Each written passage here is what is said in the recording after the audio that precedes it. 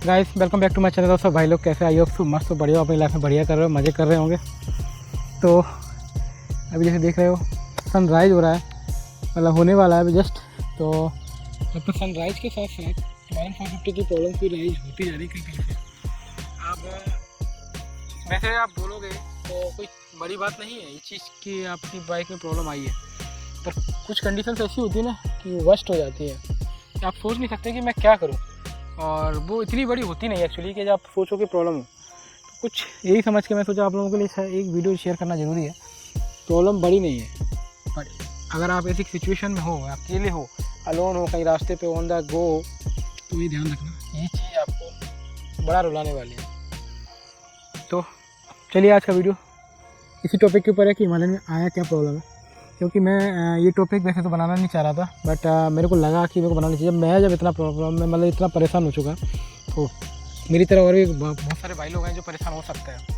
और मेरे साथ तो ये भी नहीं था कि मैं कहीं राइड पे हूँ, मैं सिंपली अपने घर पे ही था, उसके बावजूद मैं परेशान हुआ।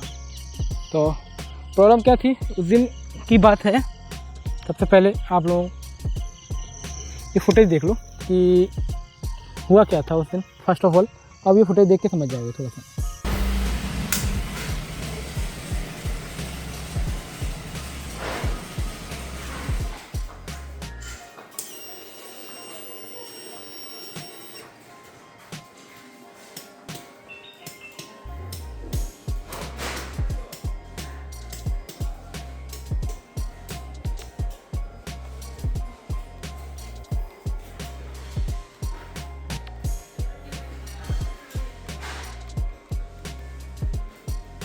देन आपने देखा होगा यहाँ सीट के नीचे से किट किट किट किट की आवाज़ आ रही होगी।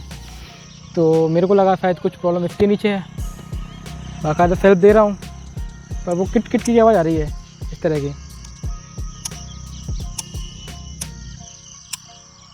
आई होप आ रही हो, मैं कैच कर रहा हूँ, तो वो किट किट की आवाज़ आ रही है।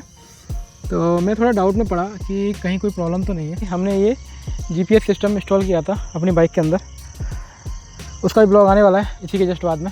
तो उस ब्लॉग में मैंने ये सब कवर किया था, तो मेरे को लगा था उससे तो कोई प्रॉब्लम नहीं है, बट ऐसा नहीं था कि उससे कोई प्रॉब्लम है। प्रॉब्लम एक्चुअली कुछ और ही थी जो नॉर्मली गाड़ियों में आ जाती है। अब वो लोग इतनी बातें क्यों खींच रहे हो, बातें इसलिए बता रहा हूँ ताकि आपको कोई कन्फ्यूजन ना रहे, कि कोई डाउट रहे कि बात चीज़ें क्या थी। मैंने एवरीथिंग कवर करने की कोशिश कर रहा हूँ ताकि आप लोगों को सॉर्ट आउट सॉल्यूशन मिल सके कि प्रॉब्लम हुआ क्या था मेरे साथ में। तो मेरे को वही डाउट है, हमें बोलते हैं कि मुझे अपनी फैमिली को, मैं हम लोग एक चीज़ समझ की बात करता हूँ। अभी मेरे को ये डाउट लगा कि मेरे को इस इंस्टॉलेशन की वजह से कोई प्रॉब्लम तो नहीं, बट ऐसा नहीं होना चाहिए, क्योंकि जो मैकेनिकल टर्म में बोल सकते हैं कि सारी चीज़ें एज इट इज़ थी, कोई प्रॉब्लम नहीं थी। फिर आता है एक सस्पेंस कि हुआ क्या। फिर मैंने ये आपके साथ में RSA का नंबर, ये सारी डिटेल वगैरह शेयर कर रहा हूँ स्क्रीनशॉट में, ताकि ये देख सकूँ। मैंने बाकायदा कॉल भी किया है वो RSA को, और मेरी रिक्वेस्ट अभी पेंडिंग पड़ी हुई है। तो मैंने RSA को कॉल किया और बोला कि मेरी बाइक स्टार्ट नहीं हो रही है, और ने रीज़न मांगा, तो मैंने बोला फ्लैट बैटरी, क्योंकि और कोई प्रॉब्लम मेरे को दिखी नहीं थी। तो उसके बाद मैंने RSA को कॉल किया और मैंने उससे पूछा कि भाई ऐसी सी बात है, इलेक्ट्रिकल इशू हुआ है। तो उन्होंने बोला कि सर ठीक है, मैं आपके लिए इंजीनियर विजिट करवा देती हूँ। तो उन्होंने इंजीनियर विजिट कराया मेरे को फर्स्ट ऑफ ऑल। तो इंजीनियर आ गया था 1 घंटे में, आप बोल सकते हो। बट वो अपने साथ बैटरी भी कैरी करके लाया था, क्योंकि मैंने फ्लैट बैटरी का वो डाला हुआ था, और मेरे को भी डाउट हो रहा था कि फ्लैट बैटरी तो नहीं है। तो उसके बाद मेरे को, क्योंकि देखो एक चीज़ होती है कि अगर आपकी बाइक पुरानी हो, ओल्ड मॉडल हो, तो आपको ठीक है थोड़ा कन्फ्यूजन हो सकता है, बैटरी डेड हो सकती है। बट जस्ट यार 9 मंथ हुए हैं मेरी गाड़ी को, और उसमें इतनी सारी प्रॉब्लम्स नहीं आ सकती, ठीक है। तो दूसरे लोगों का वीडियो देखा मैंने, उसमें बोला कि ये हुआ, वो हुआ, फलान हुआ, ढिकान हुआ। मेरे साथ ऐसा कुछ कैजुअली हुआ नहीं था, तो मैं उसके लिए प्रिपेयर भी नहीं था। तो मैंने RSA को कॉल किया, बंदा आया, बंदे ने आके बैटरी डाल के चेकआउट किया सब कुछ कि भाई प्रॉब्लम कहाँ है। Same kit kit kit kit की आवाज़ आती है। तो वो कहता है सर इसका रिले है जो स्टार्टिंग का, वो प्रॉब्लम है। तो उस रिले की वजह से दिक्कत हो सकती है। अब वो हिमालयन 450 है, जो कि पार्ट्स की अवेलेबिलिटी का इशू है। अभी इस तरह के पार्ट्स के आना पॉसिबल अभी नहीं होगा, क्योंकि अभी न्यू बाइक है, कैसा होना इम्पॉसिबल है। उसके बाद जस्ट RSA वाले बोलते हैं भैया आप अपनी गाड़ी टो करा लीजिए ग्वालियर के लिए, क्योंकि लोकल में ये हो नहीं पाएगा, क्योंकि एक्चुअली मेरे डबरा में भी सर्विस सेंटर है, तो ग्वालियर से सर्विस सेंटर वालों ने मुझे कॉल करके यहाँ पे बंदे भेज दिए थे मेरे पास। देन सेकंड थिंग ये होता है कि मैं टोइंग के लिए रिक्वायर्ड डाल देता हूँ, सब कुछ रिक्वायर्ड डाल देता हूँ कि भाई मेरा गाड़ी टो करा के ले जाओ, क्योंकि मेरे यहाँ से गाड़ी स्टार्ट नहीं हो रही है। और मैं माइंड में यही भी चल रहा था कि 3-4 दिन में मे भी हो सकता है फ्लैट बैटरी हो गई हो, क्योंकि बहुत ज़्यादा बारिश का मौसम था, तो मैं गाड़ी वगैरह लेके निकला भी नहीं था, थोड़ा ठंडक भी हो गई थी, मे भी हो सकता है इस वजह से फ्लैट बैटरी हो सकती है, कोई प्रॉब्लम भी नहीं है, मैकेनिकल चीज़ है, कुछ भी हो सकता है। फिर होती है इसकी एंट्री कि मैं सोचता हूँ कि जब मैकेनिक आया होता है तब मैं ये सोच के बैठा होता हूँ कि कहीं ऐसा तो नहीं है कि जिसका स्टार्टर है, जो सेल्फ बोलते हैं अपन जिसको, सेल्फ की मोटर में कोई प्रॉब्लम तो नहीं है कि वो स्टार्ट नहीं हो रही है। जस्ट मेरे माइंड में आया, बट मैंने कोई भी कैजुअली उस चीज़ को मैंने बोला नहीं उन लोगों को कि आप इसको भी चेक कर लीजिए, मेरे माइंड में आया बस, क्योंकि आपके माइंड में बहुत सारी बातें होच-पोच होती रहती हैं, होच-पोच के बीच में ये चीज़ मेरे माइंड में आई नहीं, मतलब कि उनको बोलूँ मैं, मेरे माइंड में आई, पर मैं उनको बोलूँ ऐसा मेरे माइंड में नहीं आया। नहीं चलो ठीक है, कोई दिक्कत नहीं है, अब इसको अपन लोग भैया को दिखाने की कोशिश करते हैं। मैंने बोला गुरुजी भैया जो अपनी वायरिंग में इंस्टॉल करते हैं, जो सेटअप वगैरह जो ट्यूबलेस मेरी बाइक में किया है वो सब कुछ उन्हीं ने किया है, और जो भी मैकेनिकल इलेक्ट्रिकल चीज़ें हैं वो सेटअप करने का होता है वो सब भैया करके आके। तो मैंने जस्ट बोला गुरुजी भैया आप आ जाओ, मे भी आपके आने से मेरी गाड़ी स्टार्ट हो सकती है, इस बात को नोट करके रखना, मे भी मेरी गाड़ी स्टार्ट हो सकती है आपके आने से, मेरे को लग रहा है, मेरे को डाउट है। तो भैया बोलते चलो मैं आता हूँ। भैया एक्चुअली क्या अमावस्या चल रही है, तो गुरुद्वारे में वो जाते हैं, वो आए शाम के टाइम, मेरे ख्याल में 5-6 बजे के आसपास आए होंगे। मैंने बोला भैया ऐसी बात है, वो भी अपना मल्टीमीटर लेके आए थे बैटरी वगैरह फुल चार्ज चेक करने के लिए, तो उन्होंने चेक किया तो बैटरी फुल चार्ज थी। देन अब सारी चीज़ें खोलना शुरू हुई, जैसे इंजीनियर ने जो आया था मैकेनिक, तो उन्हें पूरा ऑलरेडी खोल के चेक किया हुआ था, तो वो चीज़ उन्होंने जब चेक किया तो उसके बाद भैया ने भी थोड़ा चीज़ चेक कर लिया। भैया भी कह रहा है कि करंट वगैरह सब कुछ सिक्योरली जा रहा है, सप्लाई नहीं जा रही है। तो जो मेरे माइंड में ट्रिगर किया वही उनके माइंड में भी ट्रिगर किया एक्चुअली, कि कहीं ऐसा तो नहीं है कि जो पावर जा रही है सेल्फ तक वो नहीं पहुंच रही है। तो उन्होंने जस्ट अपना एक हल्का सा वो मल्टीमीटर का पिन पॉइंट होता है, उसको लेके जो रबर कैप होती है, उसको मैं दिखा देता हूँ आप लोगों को। अगर आप देख पा रहे हो, ये कैप लगा हुआ है मेरे जस्ट सामने, इस कैप के अंदर एक नट बोल्ट रहता है, 10 नंबर का नट बोल्ट होता है, जो कि अपना रेंज पाने से टाइट होता है। तो वो जो नट लगा, उसका कैप लगा हुआ है, तो एक्चुअली वाइब्रेशन से चलते उसके ऊपर एक नट रहता है करंट सप्लाई के लिए, क्योंकि अपनी पूरी गाड़ी में अर्थिंग रहती है। जब करंट सप्लाई का जो लाइन होता है वो पॉजिटिव से कनेक्ट होता है, तो उसमें भी पॉजिटिव का लाइन कनेक्टेड था उस नट के ज़रिए, उस कैप के नीचे जो नट है उसके ज़रिए।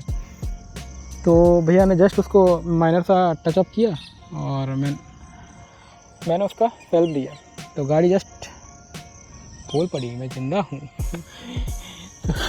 वो जैसी साउंड आई ना, कसम से कह रहा हूँ भाई, दिल को जो सुकून मिला ना, मैं बता नहीं सकता कि कितना सुकून मिला उस चीज़ को लेके। देन भैया ने बोला आप 10 नंबर का वो दे दो रेंज, अब वो नहीं मिले, तो मैंने जब अपनी बाइक का टूल बॉक्स खोला तो टूल बॉक्स के अंदर वो रेंज अवेलेबल था।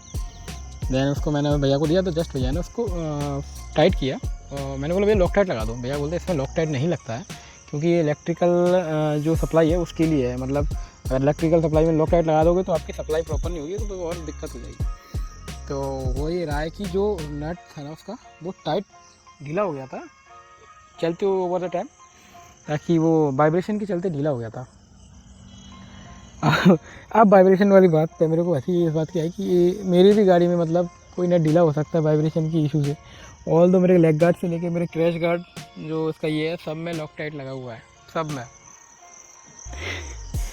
तो आप ये बोल सकते हो कोई माइनर सी प्रॉब्लम है, आप इन द सेंस ये सकते हो कि आप कहीं ऑन द गो अगर नट ढीला होता है, गाड़ी स्टार्ट नहीं होती है, तब आप ज़रा क्यूरियस होकर सोच के देखना कि कैसा फील होता है कि ऐसे कि कोई इशू होता है। तो अगर ऐसा कुछ इशू आपकी नॉलेज में है या मैं यूट्यूब पे डाल देता हूँ, तो मैं जानता हूँ मेरा कोई भी अगर राइडर भाई है कोई भी है तो वो चीज़ इसको नोटिस कर सकता है कि इन द सेंस में कुछ हो बैटरी के बाद, उसको भी चेक करना ज़रूरी है कि कहीं उसको सप्लाई मिल रही है या नहीं। तो वो टाइट कर दिया। भैया बोले आप एजेंसी पे भी जाने की जरूरत नहीं है, नॉर्मल है। फिर भी मैं सोच रहा हूँ एजेंसी पे जाना चाहिए मुझको, क्योंकि एक बार तो दिखाना बनता है कि भाई ऐसे भी प्रॉब्लम आती है, ताकि आप अपने मैकेनिक को गाइड कर सकें भाई अब सेल्फ पे करंट सप्लाई जा रही है, सेल्फ तक नहीं पहुँच रही तो सेल्फ का एक नट को भी चेक कर लें। उस कैप के नीचे एक नट लगा हुआ है 10 नंबर का, देखने में आप बोलोगे कि क्या है, छोटी सी नट का इशू था वाइब्रेशन की वजह से, लेकिन हम जो पूरा हिल गए थे यहाँ से यहाँ तक का सप्लाई चेक करने में, वो समझ में नहीं आ रहा था हुआ क्या है। मतलब गाड़ी अगर बैटरी डाउन भी है तो एक बार थोड़ा सा सेल्फ उठाएगी, फिर भले ही बैटरी भूल जाए तो बात अलग है। पर वो न्यू गाड़ी, न्यू बैटरी, सब कुछ न्यू है, तो इतना कुछ प्रॉब्लम होना नहीं चाहिए। तो वही चीज़ मैं आपको शेयर करना चाहता था कि भाई ये सब भी होता है बाइक के अंदर। तो मेरे लिए तो फर्स्ट टाइम था और मेरे को डाउट है कि मेरा वीडियो पहला ही होगा ऐसी कोई प्रॉब्लम के लेके। प्रॉब्लम तो बहुत सारी देखी मैंने यूट्यूब पे, हिमालयन 450 की, किसी का नट का चेसिस का नट खुल जा रहा है, किसी का कुछ हो जा रहा है, बट बाई गॉड ऐसा कुछ तो मेरे साथ हुआ नहीं है। बट उससे रिलेटेड ही कुछ हुआ है, ये बोल सकते हो। एंड चलो इसी चीज़ को मैं बताने के लिए आपसे यहाँ पे आया हुआ था, ताकि आप लोग भी इस चीज़ को रेक्टिफाई कर सको कि ऐसी भी प्रॉब्लम होती है हिमालयन बाइक में। अदर कंपनी में होती है कि नहीं मुझे नहीं मालूम, मे भी हो भी सकती है, कोई बड़ी बात नहीं है। और उसके ऊपर कुछ लगा भी नहीं सकते हैं कि आप लोग उसको कुछ लगा दें ताकि वो सप्लाई इजीली देता रहे। तो ये एक प्रॉब्लम है। आप बोल सकते हो नट में इशू हो सकती है, फिट एंड फिनिश में इशू हो सकती है, या जो नट की क्वालिटी है वो थोड़ी अच्छी नहीं है। अब आई डोंट नो, मैं उसके लिए मैं किसी को ब्लेम नहीं कर रहा हूँ, बट प्रॉब्लम आई है, मेरे को शेयर करना बनता है। तो बस एक वीडियो था जिसके बारे में आपको बताना मेरे लिए बहुत ज़रूरी था, तो मैंने वो आपके साथ शेयर कर दिया। बाकी आप लोगों को बस इतना करना है, इस वीडियो को लाइक करना है, शेयर करना है और सब्सक्राइब चैनल को ज़रूर कर देना है, ताकि हम लोगों को भी मोटिवेट मिलता रहे कि भाई ऐसी भी कोई प्रॉब्लम आती है तो ऐसी इस तरह की वीडियो तो नहीं, पर ऐसी रिलेटेड कोई वीडियो अगर मेरे पास आती है या कोई प्रॉब्लम आती है तो आप लोगों को मैं वीडियो ज़रूर शेयर करूँगा। और मौसम बहुत प्यारा हो रहा है। टिल देन मिलते हैं, ride safe, drive safe, enjoy your life.